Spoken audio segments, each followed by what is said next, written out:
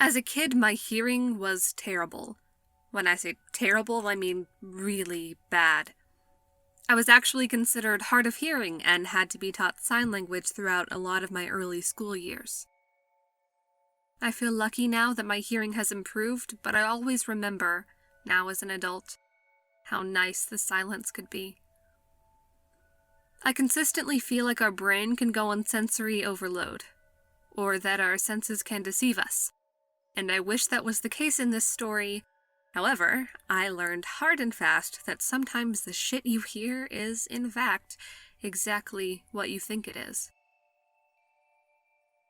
I say this mainly because, as a teenager, and a stupid one at that, I was always one who liked to tell stories. I wasn't a bad kid by any means. I would actually consider myself to be a pretty good person. I cared for a lot of people and was never cruel or harmful. I just told stories. I liked the attention. And when you can't hear, you find a lot of ways to get attention. But as my hearing improved, I couldn't seem to harness the attention I would so easily receive as a kid. No longer could I walk into a room and people make the efforts to look at me so I could read their lips, or make sure that I was in the front of the class whenever I was made to sit through one. I was just kind of normal, and I hated it, so I began to tell a few little fibs here and there. I would tell people that I couldn't hear them or that I heard something, and it always added to the drama of any situation. I would use it to get out of fights with my parents or my brother, and would use it to get out of homework if I didn't do an assignment. No teacher is going to tell the kid who can't hear that it's her fault she didn't hear the teacher say what the homework was. This bought me more of that attention that I craved pretty quick. Now, I don't tell you all of this to make you distrust me. In fact, it is quite the opposite. I tell you this so you know that I have learned my lesson. I tell you this because I have to be reminded of my mistakes all the time, at least once a week. Minimum. It always happens and probably always will, but I digress. Let's get you caught up. When I was about 17 or so, I had a job working down at the neighborhood convenience store. It wasn't any big chain store or anything, but it was slightly larger than a mom-and-pop shop. You could tell by the way it was set up that it wasn't really built to be a convenience store, but in the city, real estate is real estate, and you take what you can get. I would work a lot of the night shifts. We were close to one of the bar districts, so it was pretty normal to see the drunks stumble in looking for some deep-fried garbage that we had kept on the heaters all day, or to buy a giant bag of cheese curls that they would devour half of before they even made it to the counter to pay. With the night shifts, I would be in the store until around 2 or 3 in the morning, depending on when I felt like closing up. I was lucky enough to have been promoted to shift manager about 4 months before, which really just meant that I could finally lock up on my own and be on a shift by myself. Now, in the city, as you can imagine, there were always homeless individuals hanging around, and every now and then I would have to step out and ask them to leave. They never really got aggressive when I would shoo them away or anything, so it was something I grew pretty accustomed to doing.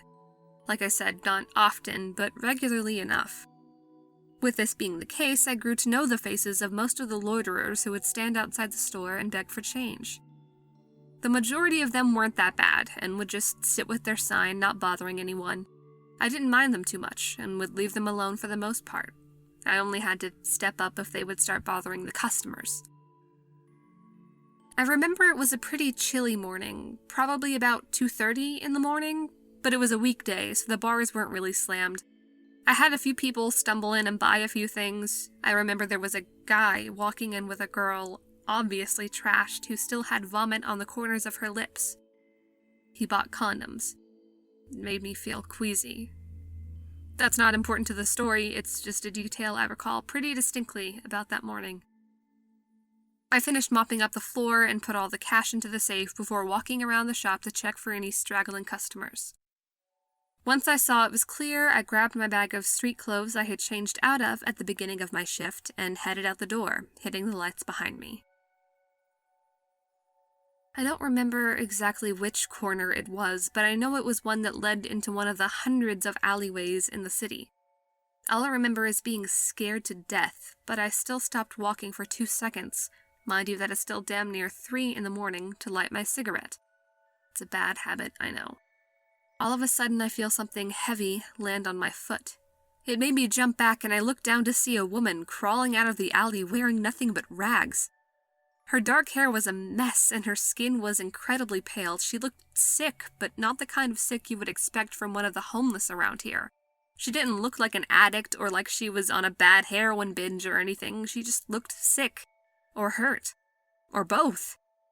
It was dark out, so the details at that specific moment run away from me, not to mention I had damn near shit my pants. She crawls closer to me and I can hear her mumbling. I knew she was trying to communicate with me, but I didn't want anything to do with this woman. I said something around the lines of, "Sorry, I can't hear very well.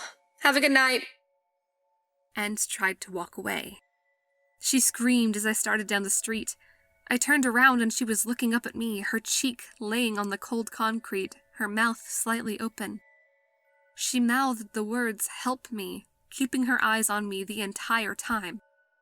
I looked around for a car or anything to break your concentration, but the streets were empty. It was just her and I. I wasn't going to go near her, but from where I was, I asked her what was wrong. She kept her face on the sidewalk and mouthed those same 2 words again. "Help me." I could tell in her eyes that she wanted me to come closer, which in most cases I wouldn't even think about doing, but this woman looked to be in pretty bad shape, and it didn't look like she could stand, nevertheless actually harm me in any way.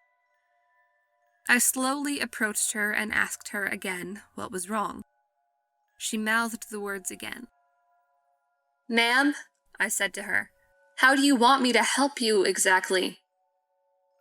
Keeping her face down and her eyes locked on mine, she grabbed the raggedy leg of her pants and tugged them up to show her skin. It looked as if someone had stepped all over her legs. They were small cuts, but lots of bruising. It was clearly swollen, and there was no doubt in my mind that it was broken. She grabbed her other pant leg, dragging her face along the sidewalk to do so in a grotesquely agonizing manner. When she pulled it up, you could see that her other leg was just as beaten. Someone had really hurt this poor woman. Once again, she mouthed her message to me, never breaking eye contact throughout the ordeal. It seemed as though this woman never even blinked. It makes my stomach hurt just thinking about it. Again, I tell you, I'm not a bad person, I swear. If it were any other time of day, I would have been able to help her, but my feeling of exhaustion from my day, mixed with a slight sense of dread, held me back. I asked if she wanted me to call an ambulance, she just stared. I asked if she had any family, she just stared. I knew I should have done more, but the way she looked at me sent chills down my spine. I said the only thing that my simple 17-year-old brain could think to say. "It's not so bad." She kept staring at me as I backed away from her, eventually turning around and walking as fast as I could without running in the opposite direction, leaving this stranger on the sidewalk. The next evening, on my walk back to work, I passed the alley where I had seen her. She wasn't there. I think I remember even checking deeper into the alley for any signs of struggle or maybe anything that would be evidence to a mugging or something, but the alley was actually pretty clean as far as alleys go downtown. I walked into work and asked my coworker if she had heard or seen anything when she left the shop last night around 10 o'clock or so. She said no and asked why. I told her about the woman and she just shrugged. "Sorry," she said. "Must have happened after I left." We got back to our work, and again I did my checks and locked up the store. I was a little nervous to walk home this night, thinking I might run into that lady again. I couldn't shake the feeling that she was going to be around every corner. I couldn't stop thinking about the way she dragged her face across the concrete, or the way she crawled along the ground. I couldn't forget the way she stared at me, or the fact that I just left her there. What if she died? That would be my fault. There was nobody else around and nobody else coming. I was the only one who could have helped her. This bothered me for the rest of the evening. Weeks passed and I had picked up more shifts at the store. I was making a good amount of money for some dumb kid, and I had honestly almost forgotten about the incident by the alleyway. I would come into work, do my job, lock up, and leave. Just like clockwork, it was all the same 5 or 6 nights a week.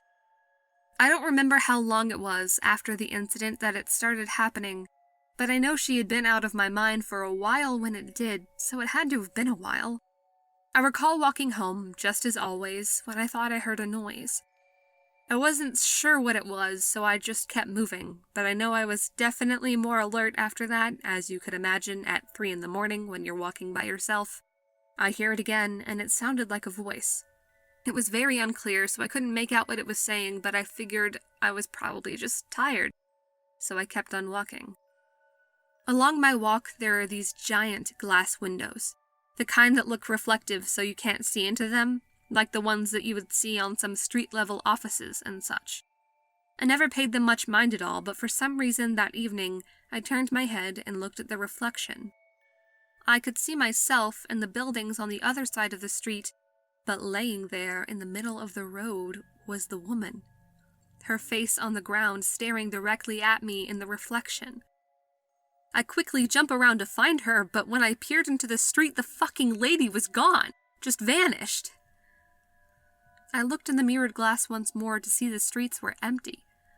I feel my heart racing in my chest, and I'd be lying to you if I played the tough guy and told you I didn't run home as fast as I could. I laid in bed that night, staring up at my ceiling, trying to convince myself that it was nothing. I was just being a bit delusional. There was no lady. I saw the empty street. I knew what I saw. Then I heard the voice again, this time a bit louder. It sounded like it was coming from outside. It was a woman's voice, but it was still too faint for me to make out what it was saying. I kept telling myself to just go to sleep and forget about it. Just go to sleep. I hear it again.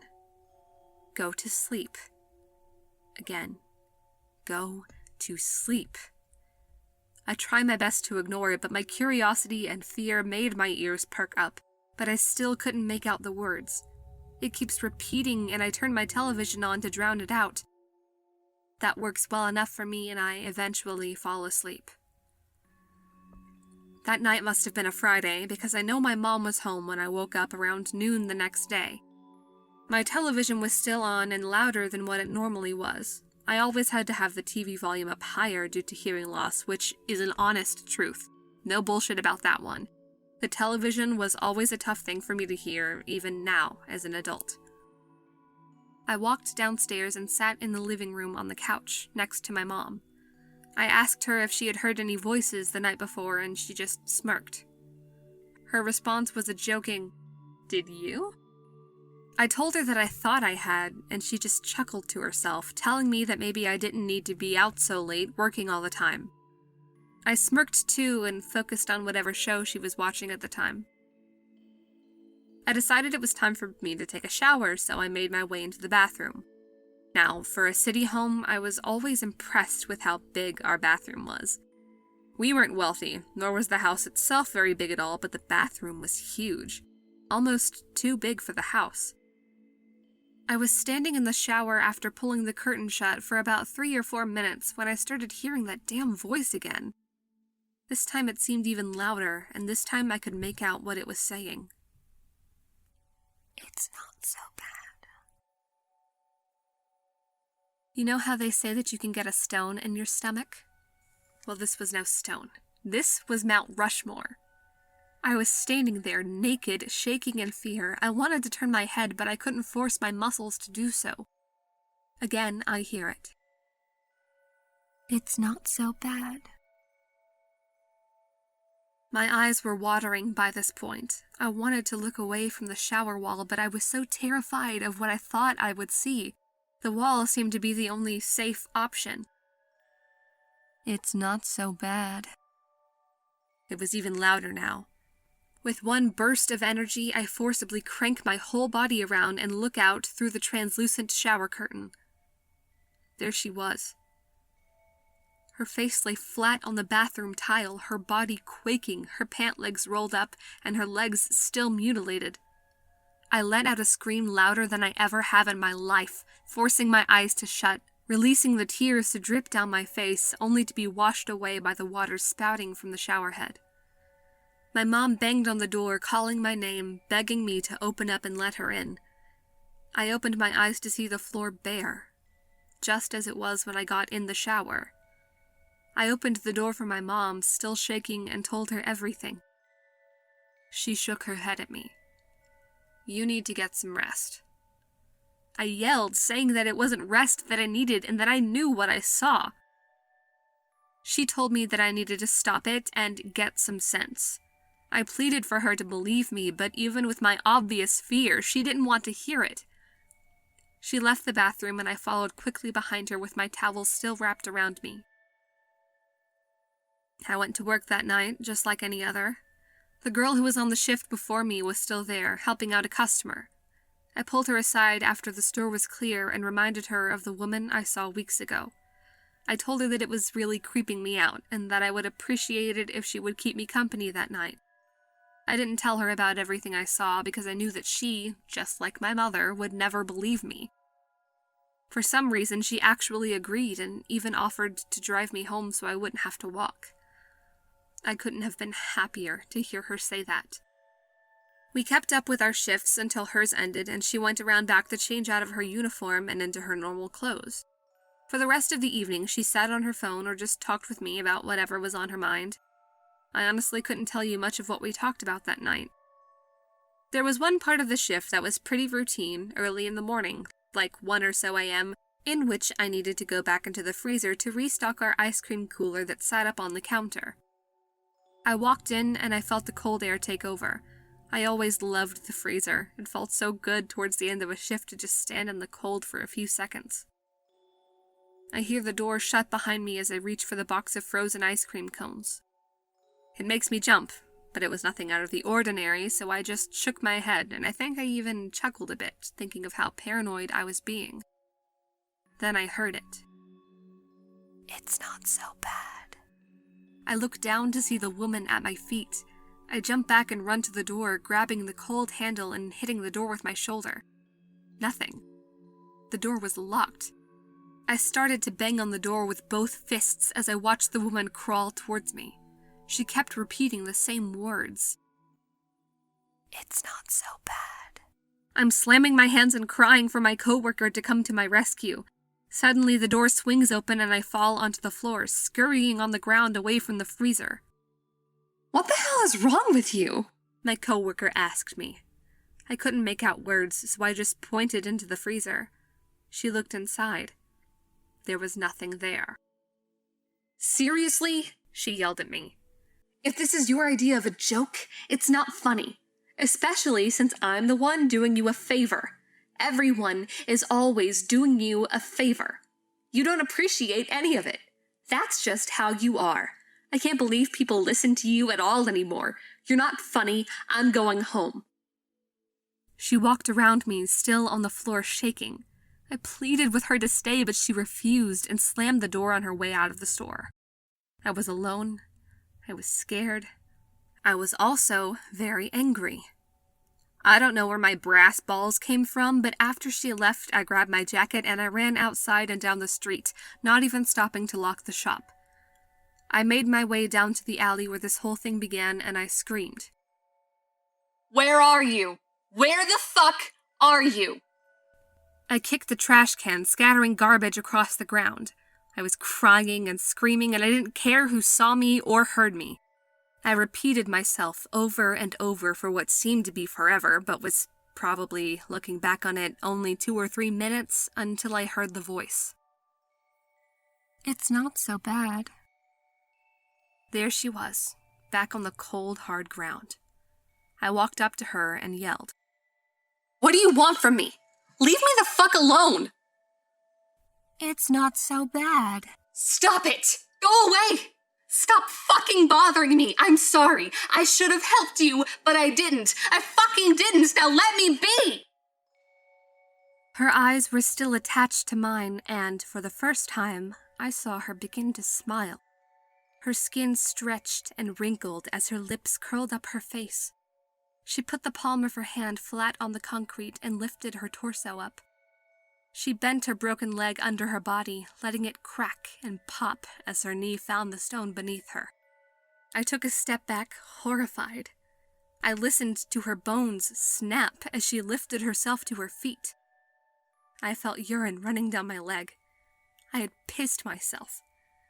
She took a step towards me, her one leg bent backwards, so hyperextended that it made her topple as she walked. All the while, grinning and staring. I wanted to run. So badly, I wanted to run. She took another step, then another, another. Tears were streaming down my cheeks and my mouth hung open as she stood only 2 feet from me. She leaned in and opened her mouth to reveal her grisly smile. It's hard to describe how she looked at that moment, but I know she was paler now than ever. Her lips had no color, and she had far too many teeth for her mouth. She leaned in only inches from my face.